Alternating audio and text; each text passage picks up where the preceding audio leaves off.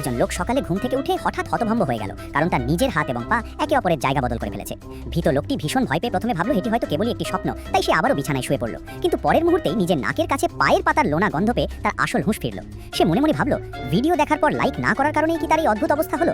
ঠিক তখনই তার ছোট বোন হঠাৎ ঘরের ভেতরে চলে এলো এবং সে কিছু বুঝে ওঠার আগেই জানালো যে তার অফিসের বস বাড়িতে বেড়াতে এসেছেন, তাই সে যেন তাড়াতাড়ি তৈরি হয়ে বাইরে আসে। লোকটি প্রথমে মানা করতে চেয়েছিল, কিন্তু ততক্ষণে দরজার বেল বেজে ওঠায় বোন যখন দরজা খুলতে গেল, সেই সুযোগে লোকটি তাড়াতাড়ি বিছানা থেকে উঠে জামা কাপড় পরে নিল। সে লুকিয়ে পড়তে চেয়েছিল যাতে কেউ তাকে এই অবস্থায় দেখতে না পায়, কিন্তু দুর্ভাগ্যবশত সেই ঘরের দরজা খুলতেই তার বসও ভেতরে চলে এলেন। নিরুপায় হয়ে সে তাড়াতাড়ি দরজাটি বন্ধ করে দিয়ে বিছানায় যোগব্যায়াম করার ভান করতে লাগলো। সে তার হাত ও পা এমনভাবে জড়িয়ে রেখেছিল যে খুব মনোযোগ দিয়ে না দেখলে কোনো গরমিল ধরাই অসম্ভব ছিল।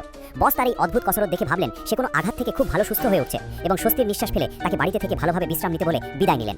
তারা ঘর থেকে বেরিয়ে যাওয়ার পর লোকটি যখন শান্তিতে একটা দীর্ঘশ্বাস ফেলল, ঠিক তখনই খেয়াল করলো বসের টুপিটি ঘরের ভেতরেই রয়ে গেছে। বস যখন সেটি নিতে আবার ঘরে ফিরে এলেন, তখন লোকটি জলদি দেয়ালের সাথে ভর দিয়ে এক পা পুরো উপরে তুলে স্প্লিট করার ভান করলো। এভাবে নিজের অসাধারণ উপস্থিত